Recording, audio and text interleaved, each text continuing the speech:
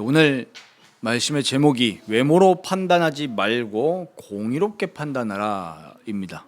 여기에 오늘 우리가 붙들어야 될 중요한 내용이 들어가 있습니다. 우리가 어떻게 생각하고 어떻게 판단할 것이냐에 대한 기준이겠죠. 이 장면을 우리가 조금 이해하려면은 우리 요한복음 5장에 일어났던 일들을 우리 다시 한번 상기를 해야 됩니다. 요한복음 5장에서 우리 그 유명한 장면이죠. 베데스다 못에서 예수님이 38년 동안 병에 시달렸던 그 병자를 고치셨습니다. 그런데 그때부터 이 긴장이 촉발이 되죠. 무슨 긴장이 촉발이 됐습니까? 예수님이 그 38년 된 병자를 고치신 날이 무려 안식일이었기 때문에 그렇습니다. 안식일에는 하나님을 예배해야 되는데 유대인들이 봤을 때 저 예수라는 작자가 일을 했다 이겁니다. 병 고치는 일을 했다. 그것 때문에 많은 유대인들 마음속에 이상한 마음이 들어가기 시작했습니다. 저 사람은 도대체 누구냐?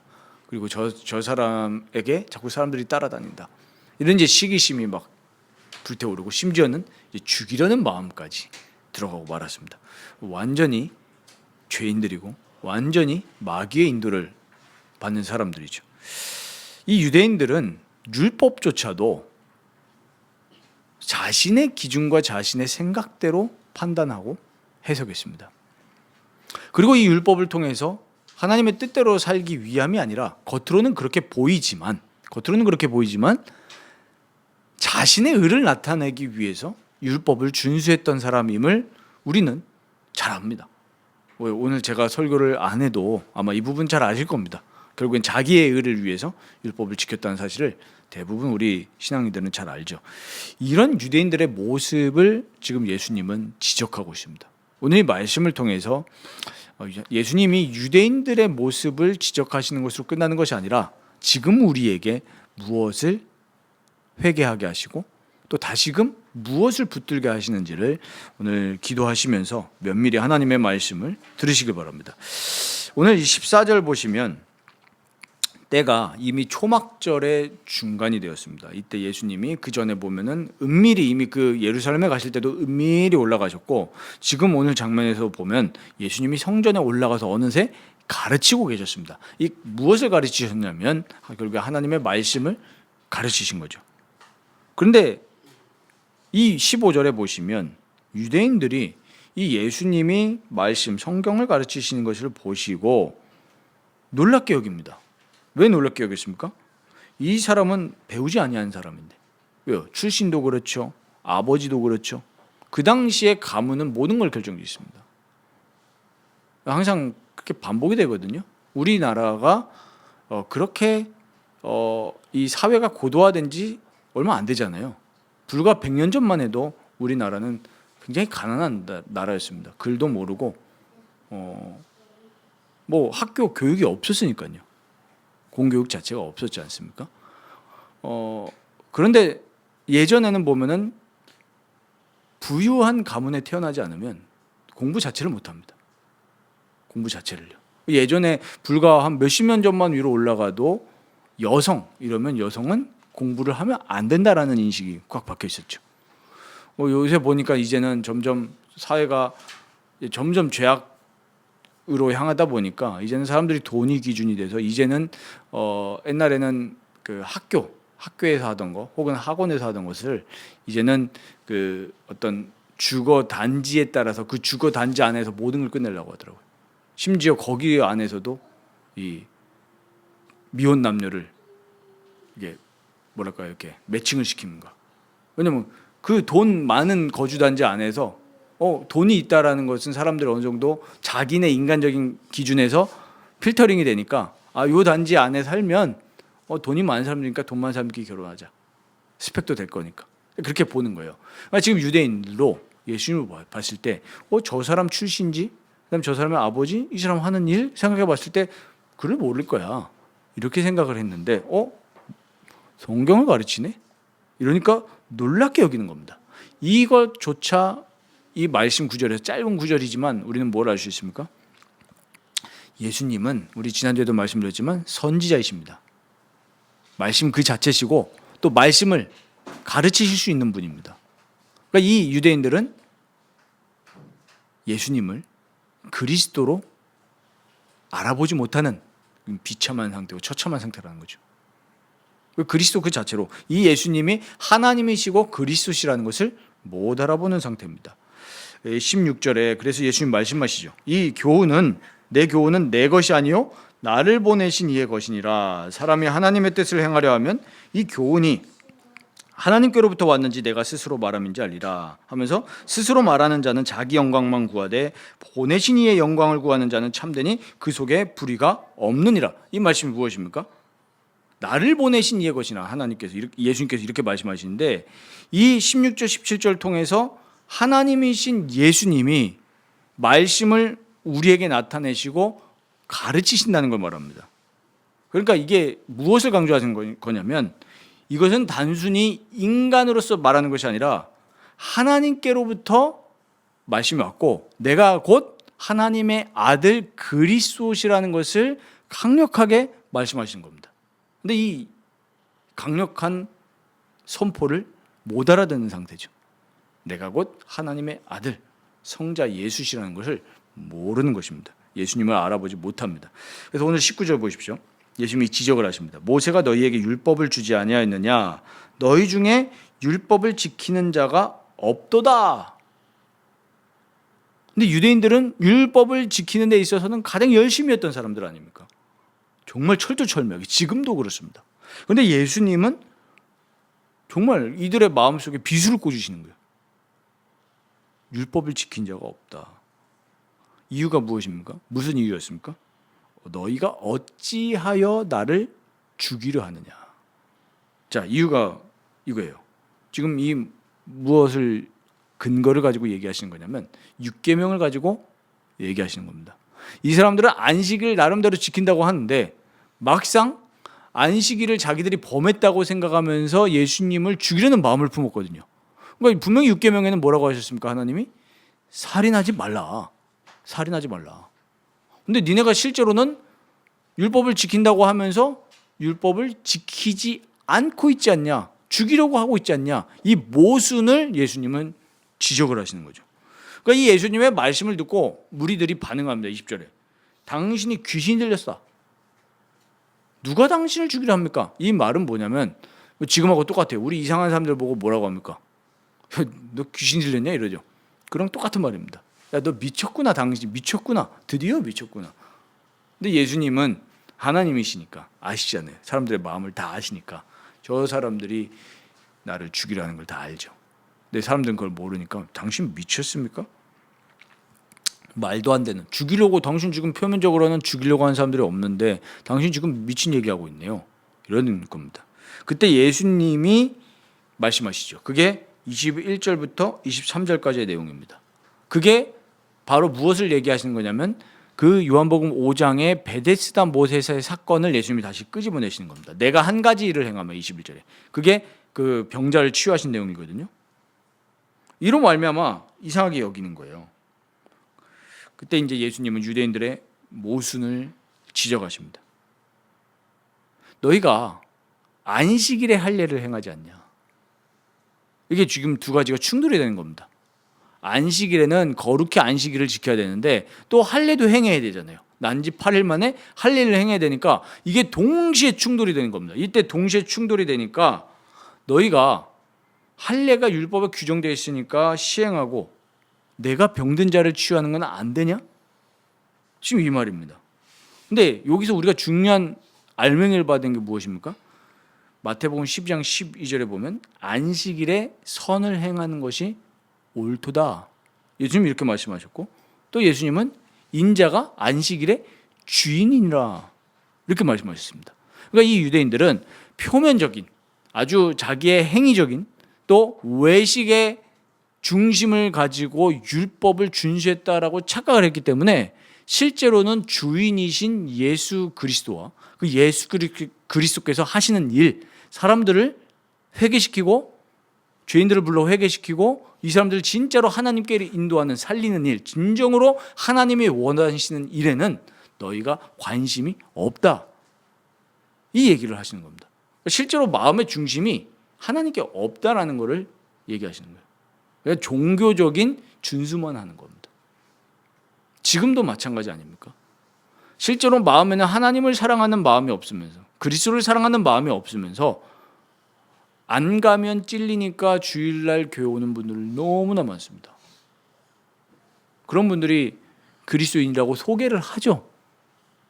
그러니까 어쩌면 진짜 교회의 문제는, 이 시대의 교회 문제, 우리 한국 교회 문제는 중생함을 받지 않는 사람들이 교회에 너무 많은 것이 1차적인 문제입니다.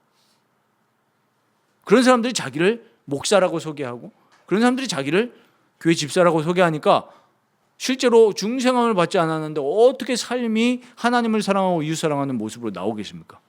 근데 욕을 먹을 때는 어떻게 먹습니까? 도미끄러 먹는 거죠. 어떻게 중생함을 받은 목사가 타락을 하겠습니까? 물론 예외는 있습니다. 우리 성경에 나오듯이 한번 이 영원한 기쁨을 맛보고도 타락한 사람이 있다라고 얘기를 했습니다. 근데 그런 사람들은 회개하겠죠. 탄식하고 회개할 겁니다. 근데 실제로 구원받지 못했는데 이런 유대인들과 같이 그냥 내 종교적인 그 만족감을 채우려고 말씀을 읽고 따라가는 사람들이 너무 많은 겁니다. 실제로 예수님께 관심이 없는 거예요. 그러니까 예수님이 강력하게 결론을 지으면서 하시는 말씀이 24절입니다. 외모로 판단하지 말고 공의롭게 판단하라.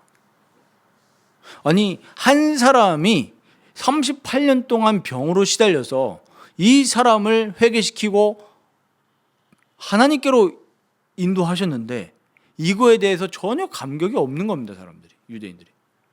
그래놓고 예수님이 안식일을 어겼다고 이렇게 생각을 하는 거죠. 이게 무슨 정신입니까? 말도 안 되는 정신이죠. 자기만 의롭다라고 생각을 하는 겁니다. 그러니까 우리가 예수 그리스도를 통해서 진정한 안식과 또 말씀의 목적과 방향을 모르면 신앙생활이 아니라 종교생활인 겁니다. 이런 분들이 교회 안에, 한국교회 안에 지금 너무 많은 겁니다. 너무 많은 거예요.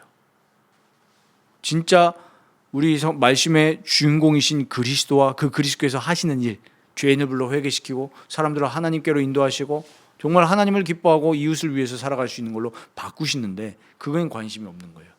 뭐만 보입니까? 교회 와가지고 다른 사람 흠결만 보이는 거죠. 흠결만.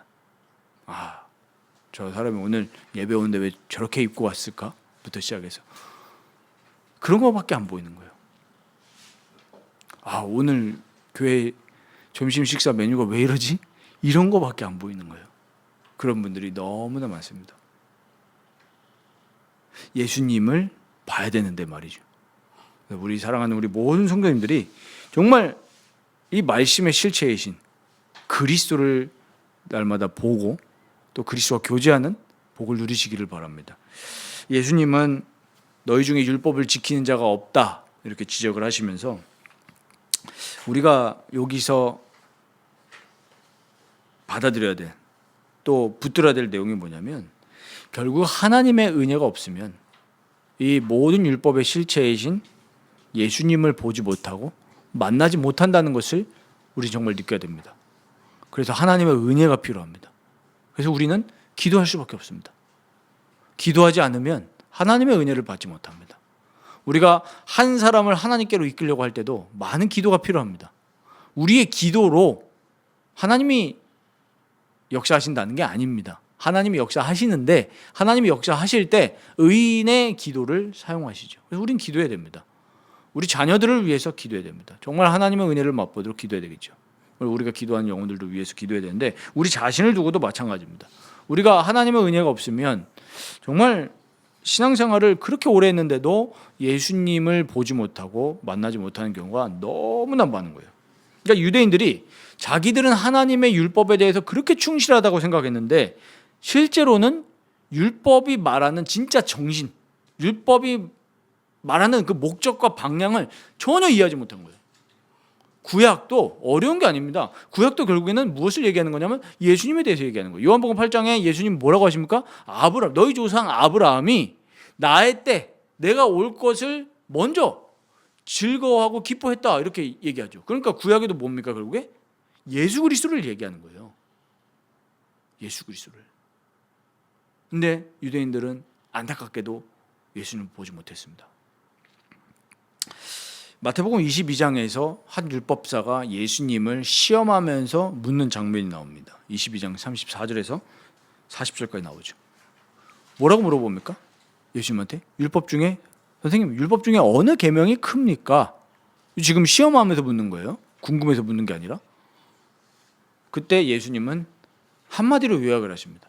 율법의 핵심이 뭐냐? 하나님을 사랑하는 것이고 이웃을 사랑하는 것. 이것이 율법과 온 선지자의 강령이니라. 이 성경 66권, 특히 이제 구약의 39권 이 율법이 무엇을 말씀하냐 하니까 하나님을 사랑하는 것과 이웃을 사랑하는 것, 이 두 가지 강령으로 요약할 수 있다는 거예요. 근데 문제는 모든 인간은 이 율법대로 살아갈 수가 없는 죄인이라는 겁니다. 그런데 유대인들은 하나님의 은혜가 없기 때문에 망각을 한 거예요. 뭘 망각했냐? 내가 율법을 지킬 수 있다 라고 망각을 한 거예요.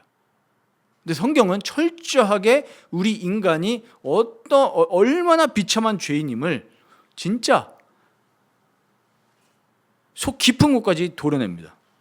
우리 로마서 7장을 한번 같이 찾아보겠습니다. 로마서 7장을 같이 보면서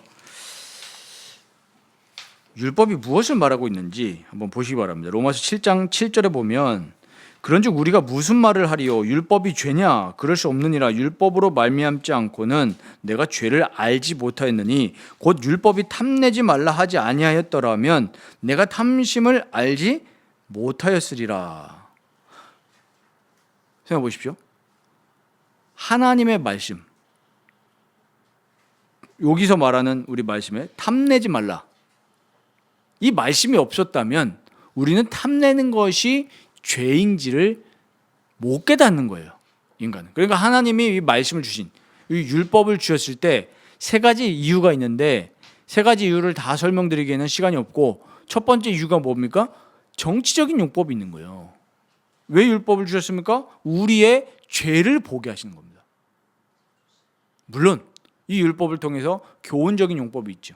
구원받은 신자, 그리스도 안에서 구원받은 신자가 어떻게 살아가야 될지 가이드하는 그런 또 교훈적인 용법이 있는데 첫 번째 목적이 뭐냐면 우리 율법은 우리가 죄인이라는 것을 깨닫게 합니다. 탐심은 우상숭배니라. 탐내지 말라. 이 말씀이 있어요.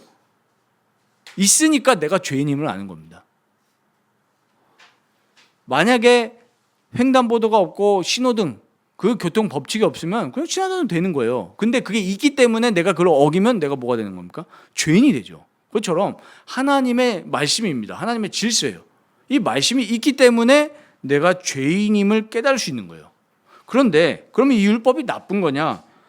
아니라는 거죠. 12절에. 이로 보건대 율법은 거룩하고 계명도 거룩하고 의로우며 선하도다.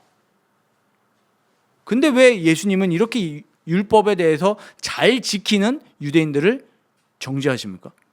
율법은 선한 건데요. 율법이 문제가 아니라 사람이 문제인 거예요.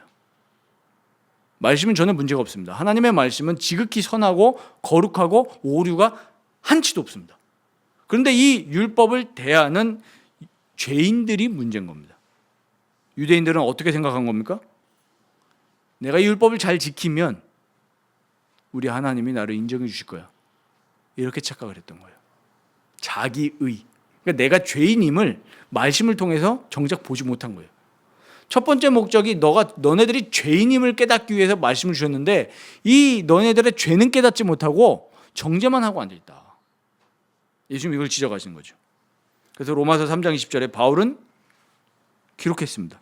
그러므로 율법의 행위로 그의 앞에 의롭다 하심을 얻을 육체가 없나니 율법으로는 죄를 깨달음이니라.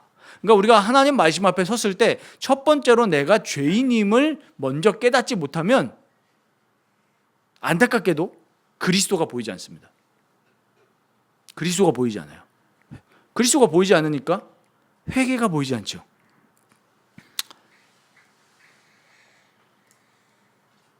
말씀을 통해서 하나님 말씀을 딱 봤는데 정말 내가 죄인이구나.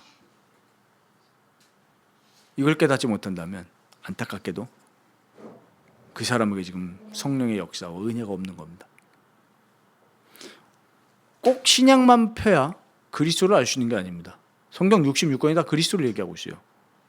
오묘하게 하나님이 그렇게 이 말씀을 주셨습니다. 제가 아는 한 분은 전혀 교회 다니신 적이 한 번도 없었습니다. 결혼하시고 나서 우연찮게 교회를 갔죠. 이 우연찮다라는 표현이 틀린 표현이죠. 신학적인 표현으로 하나님의 주권 가운데 가신 겁니다. 우리가 봤을 때 우연이지만. 근데 이분이 다른 것도 아니에요. 목사님이 막 전도를 잘하시냐? 그것도 아닙니다. 그런 성향도 아니시고 말씀을 어쨌든 중심 가지고 선포하시는 분인데 그날 설교가 창세기 1장 1절이었던 거예요. 하필 왔는데 창세기 1장 1절에 딱 보면 이거 뭡니까? 뭐 죄를 회개시킨다는 구절이 있습니까? 1장 1절에 없잖아요. 그런데 태초에 하나님이 천지를 창조하시니라 목사님이 말씀을 하셨는데 성령이 역사하시는 거죠. 이분 마음속에 딱 꽂히는 겁니다. 무엇이 꽂힙니까? 내가 하나님을 믿지 않았구나 하면서 회개가 나오더라는 거예요. 교회 처음 가셨는데 말씀의 능력입니다. 우리가 설명이 필요 없다, 양육이 필요 없다 그 얘기가 아닙니다. 성령이 일하시면 말씀을 깨닫게 되어 있습니다. 그래서 태초에 하나님이 천지를 창조하시니라 딱 그 말씀이 나에게 들어오는데 눈물이 나더라는 거예요. 눈물이 기준이라는 게 얘기가 아닙니다. 뭐가 마음속에 올라온 거예요? 내가 그동안 하나님을 모르면서 살았구나. 내가 하나님을 거역하면서 살았구나. 내 마음대로 살았구나. 이게 회개가 되는 거예요. 말씀이 그렇습니다. 하나님의 말씀은 우리가 죄인임을 깨닫게 합니다. 이 전능하신 하나님을 내가 찬송하지 못하며 살았구나. 이걸 깨닫게 하는 거죠. 그러니까 예수님이 율법을 지키는 자가 없다. 이렇게 말씀하신 것은 율법을 지켜서 의롭게 된다. 그 얘기를 하시는 게 아니에요. 뭘 말씀하신 겁니까?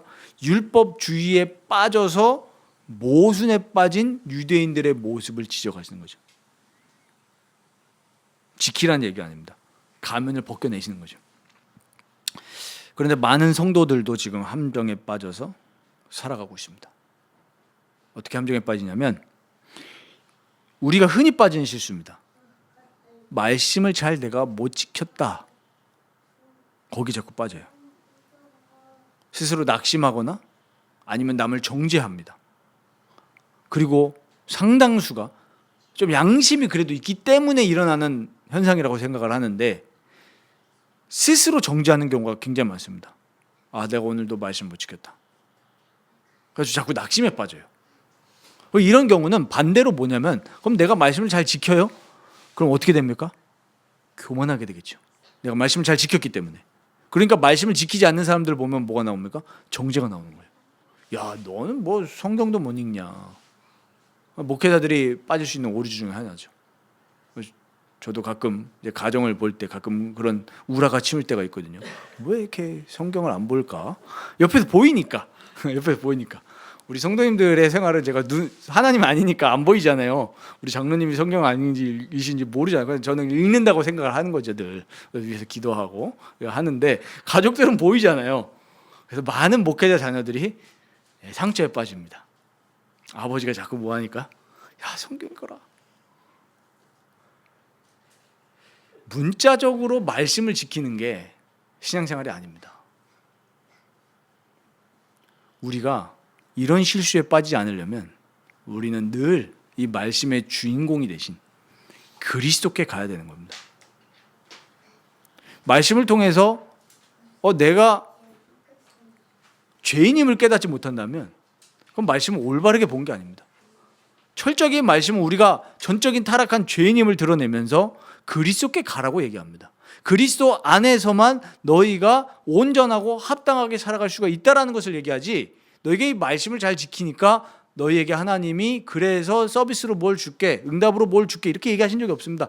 모든 우리에게 주시는 은혜는 내가 잘나서 오는 은혜가 아니라 그리스도 예수 안에서 흘러나오는 복임을 우리는 인정하고 믿어야 됩니다. 내가 잘나서 지금 사는 게 아니라니까요. 하나님은 오늘도 우리에게 공짜로 햇빛을 주시고 공짜로 우리에게 공기도 주시고 호흡하게 하십니다. 내가 잘나서 아니죠. 전적으로 하나님은 우리를 사랑하셔서 일반 은총이지만 주시는 거예요. 심지어 하나님을 믿지 않는 비그리스도인들에게도 그런 은총을 주십니다. 하물며 그리스도 예수 안에서 흘러나오는 대속의 은혜와 성화의 은혜가 내 노력과 내 의로 오는 게 아니라니까요. 근데 대부분 사람들이 성화가 자꾸 성령의 은혜로 주셔서 내가 거룩하게 되어지는 건데 자꾸 착각하죠. 뭐 착각합니까? 내가 좀 성경을 많이 보고 좀 그래도 기도 많이 했으니까 이렇게 됐다. 하나님이 방편으로 말씀과 기도를 쓰시는 건 맞지만 내 의로 인해서 내가 거룩하게 되는 건 아닙니다. 우리가 이런 착각에 빠져요. 이런 착각에 빠지면 자꾸 레벨을 나누죠. 아직도 못 깨달았어. 우리는 못 깨달았어가 아니라 뭐 해야 됩니까? 기도해 줘야죠. 눈물로 기도해 줘야 되는 겁니다. 근데 지금 우리 한국에 그런 그리스도인들이 얼마나 될까? 저를 비롯해서 그런 좀 회개를 많이 하게 됩니다. 비난하고 비판하는 사람들은 많으나 눈물로 기도해 주는 사람은 없습니다. 그래서 우리는 그리스도께 가야 됩니다.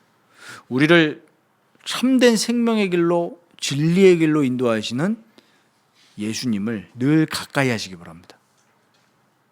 율법의 실체가 되시는 그리스도, 하나님 말씀 성경 66권이 증언하고 있는 그리스도께 날마다 간구하시길 바라고 이 그리스도와 성령으로 연합할 수 있도록 뜨겁게 기도하시기 바랍니다. 그래서 로마서 8장 1절에는 얘기합니다. 그러므로 그리스도 예수 안에 있는 생명의 성령의 법이 죄와 사망의 법에서 너희를 해방하였습니다. 이 말씀이 무엇입니까? 우리는 말씀을 통해서 깨닫게 되죠. 정말 나는 죄의 종이구나.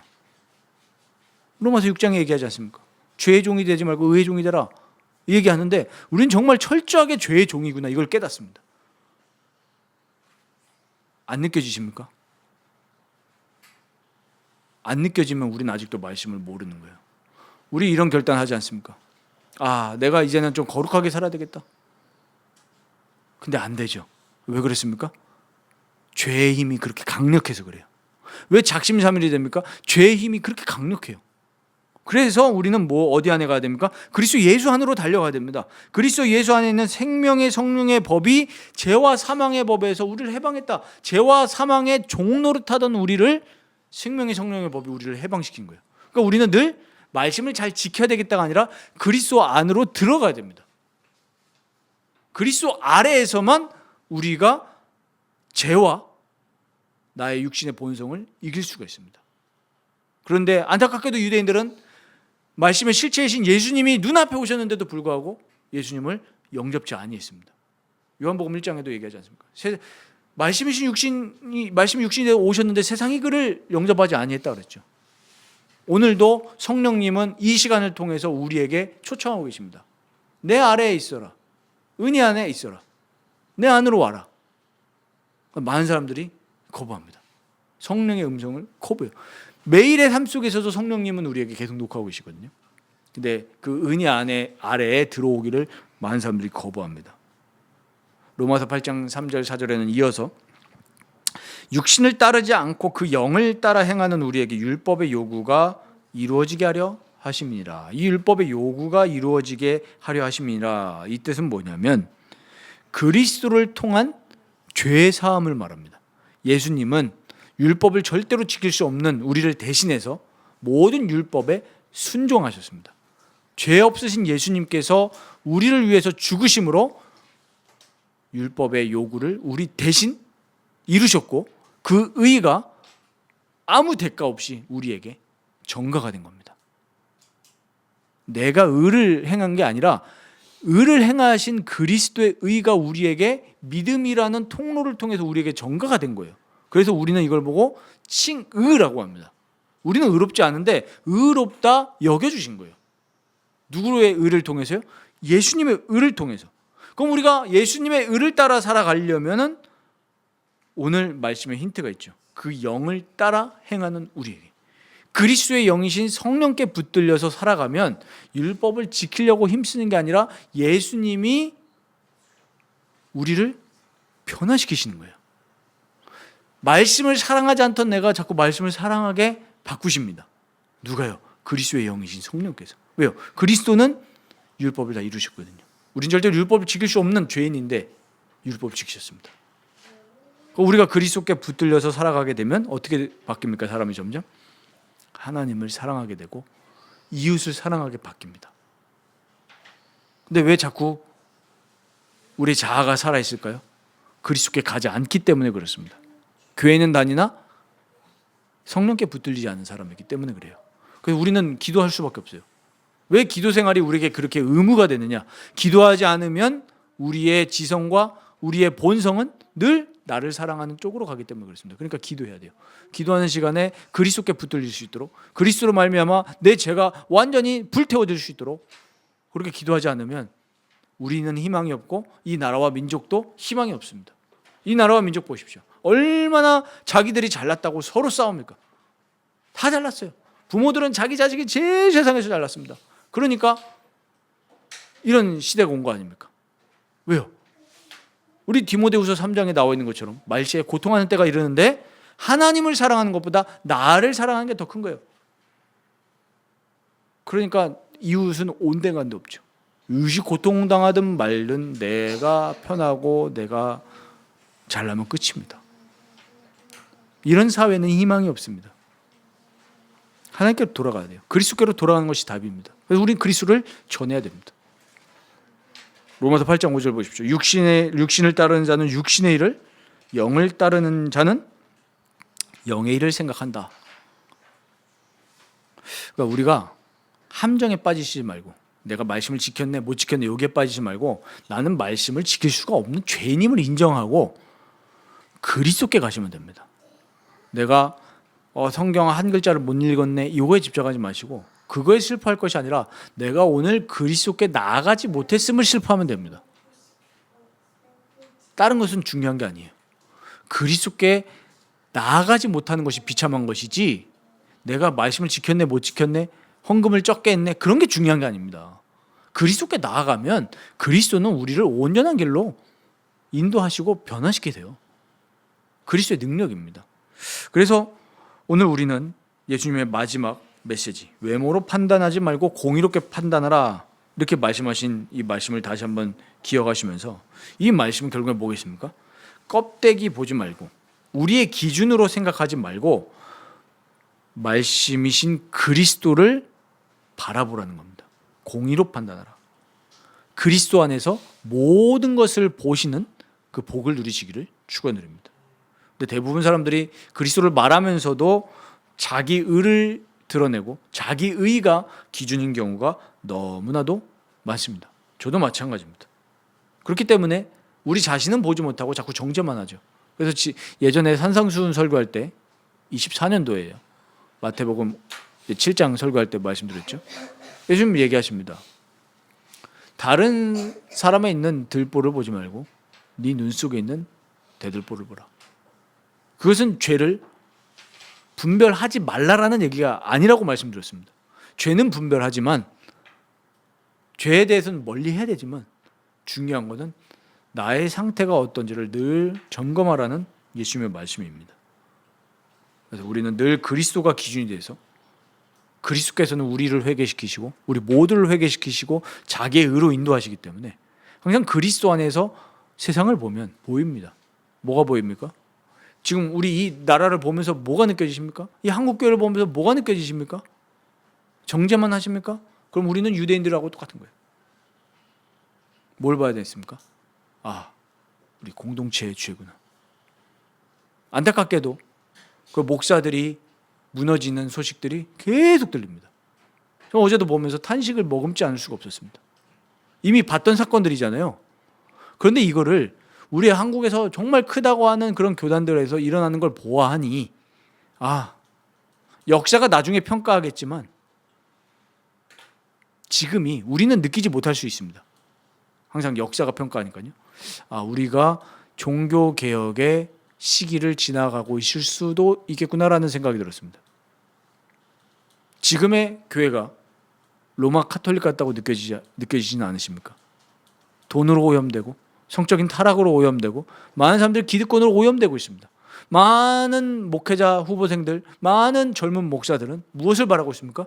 영혼 구원을 바라고 하나님의 영광을 바라는 것이 아니라 무엇을 바라고 있습니까? 좋은 자리 없나? 라고 탐내는 목회자들이 너무나도 많습니다. 그것이 타락이 아니고 뭐겠습니까? 그랬던 모습, 저의 모습 같이 회개하면서 우리는 뭡니까? 본질로 돌아가는 겁니다. 아드폰테스죠. 다시 말씀으로 돌아가는 거예요. 종교개혁자들이 외쳤던 말씀으로 돌아가자. 율법을 지켜서 선행이 우리가 구원받는 것이 아니다. 그 안에 많은 삶의 모든 것들이 녹아져 있습니다. 그리스도를 바라보지 못하는 인간의 죄악된 모습들, 헛된 것을 앙망하는 죄인들의 모습들. 지금 우리는 그 한복판을 지나가고 있는 줄도 모릅니다. 근데 항상 말씀대로 살아가려고 하면 기득권을 버려야 되고 안정된 것들을 다 뛰쳐나와야 됩니다. 개혁자들의 모습이 늘 그랬습니다. 개혁자라고 해서 우리가 깃발을 들고 그런 얘기를 하는 게 아닙니다. 말씀으로 돌아가는 게 개혁이거든요. 하나님 말씀이 이렇게 얘기하고 있는데 우리 삶의 모습은 그렇지 않지 않냐? 이걸 보면서 다시 말씀으로 돌아가는 거거든요. 그래서 우리가 이렇게 유대인들처럼 말씀은 외치는데 실제 삶은 타락으로 가는 그런 삶에서 모순에서 벗어나서 진짜 생각해야 될 말씀이 있습니다. 아까도 한국교회 타락을 말씀드렸는데 그 모든 것들이 결국은 모두의 죄악이거든요. 그럼 괴물 같은 목사들이 왜 자꾸 탄생합니까? 목사의 문제도 있습니다만은 많은 청중들도 뭘 합니까? 우상을 만드는 거잖아요. 개인 기도에 힘쓰셔야 됩니다. 근데 많은 사람들 개인 기도에 힘쓰는 것이 아니라 목사님 기도 받고 싶어 하죠. 그게 로마 카톨릭 사제랑 다를 게 뭡니까? 그리스도의 영을 모든 구원받은 성도들에게 다 주셨는데 목사를 신성시하고 우상화시키는 모두의 문제거든요. 이거 회개해야 되는 거예요, 우리가 모두가. 그래서 우리는 내 기준에 빠지면 자꾸 그런 우상을 만들어내고 자꾸 괴물을 만들어냅니다. 목사 스스로도 괴물이 됩니다. 그래서 우리는 늘 삶의 방향점이 그리스도여야 되고 하나님의 영광이어야 됩니다. 그래서 바울은 로마서 14장 8절에 우리가 살아도 주를 위하여 살고 죽어도 주를 위하여 죽나니 그러므로 사나 죽으나 우리가 주의 것이로다. 그리스도께 붙들린 사람은, 진정으로 붙들린 사람은 나를 위해서 살지 않습니다. 어떻게 하면 그리스도를 위해서 살까? 어떻게 하면 이 그리스도의 영광의 복음을 증거하면서 살까? 내 삶으로 나타내면서 살까? 이 고민을 합니다. 그런 사람은 하나님이 책임지십니다. 예수님이 말씀하시죠. 마태복음 6장 33절에 그의 나라와 그의 의를 위하여 먼저 그의 나라와 그의 의를 구하라 그랬지 않습니까? 그러니까 하나님의 영광과 하나님의 일을 위해서 먼저 구하면 그것을 위해서 우리 삶을 주님께서 붙드시고 책임져 주신다는 얘기예요. 삶에 어려움이 있으십니까? 어떻게 기도를 바꿔야 됩니까? 하나님의 영광을 위해서 살아가게 하옵소서. 이 기도하시면 하나님이 우리의 필요에 맞게 경제도 주시고 건강도 주실 줄 믿습니다. 만약에 건강하지 않다, 건강하지 않은 상태로 죽어도 주를 위해서 죽는다고 했지 않습니까? 건강하지 않아도 하나님께 영광 돌릴 수 있습니다. 우리 장애인들인데 하나님께 그 영광 돌리는 그런 분들 보셨죠? 그렇습니다. 왜 우리가 평안을 위해서 기도합니까? 내 만족을 위해서 기도하는 경우가 많아요. 이렇게 기도하는 분들 많죠. 나라와 민족의 전쟁이 없도록. 맞는 기도입니다. 한데 왜 전쟁이 안 나야 됩니까? 솔직히 말해서. 잘 먹고 잘 살라고 그러는 거 아닙니까? 하나님의 영광을 위해서, 하나님께 온전히 예배하기 위해서 평안을 기도하고 위정자를 위해서 기도하는 사람 없어요. 왜 그렇습니까? 내 뜻대로 기도하는 거잖아요, 솔직히. 내가 지금 우리 집 내가 풀 대출 받아서 샀는데 전쟁 나봐요. 그러니까 기도한 거예요. 진짜로 하나님께 예배하기 위해서, 하나님께 영광 돌리기 위해서 기도하는 사람들은 매우 적습니다. 우리 기도를 돌아봐야 돼요. 유대인들도 말만 하나님이지 실제로는 나 때문에 율법을 지키려고 한 거거든요. 우리가 그리스도께 나아갈 때 정말로 주를 위해서, 정말 먹든지 마시든지 무엇을 하든지 다 하나님의 영광을 위하여 하라 말씀하시지 않습니까? 우리는 기준이 이렇게 되면 됩니다. 하나님의 영광을 위하여. 그리스도 안에서 생각하고 하나님의 영광을 위해서 생각하고 행동하면 모든 삶의 기준이 보입니다. 그게 바로 공의롭게 판단하는 것입니다. 나의 삶을 통해서 참된 의가 되신 그리스도만 드러날 수 있도록, 나의 모든 삶과 행동과 직장을 통해서 하나님의 영광이 나타날 수 있도록 고민하고 기도하면 됩니다. 그게 먼저 구하는 것입니다. 저도 마찬가지겠죠. 목회가 어떤 내 야망이나 내 자아 성취나 그게 아니고 어떻게 하면 하나님께 영광을 돌리고 어떻게 하면 이 영광의 복음을 증거할 수 있을까? 이걸 위해서 기도해야지. 우리는 자꾸 다른 지금 육신의 완전하지 않은 모습들, 내 마음대로 채워지지 않는 모습들을 가지고 자꾸 기도하잖아요. 하나님은 안 받으십니다. 하나님의 영광을 위해서 기도하십시오. 하나님의 영광을 위해서 나의 가정과 나의 미래와 나의 직장 이런 모든 것들을 기도하시면 됩니다. 하나님의 영광을 위해서. 내가 잘 먹고 잘 살기 위해서 하나님이 주셔야 될 이유는 없잖아요. 하나님의 영광을 위해서. 하나님의 영광을 위해서 결혼하게 하옵소서.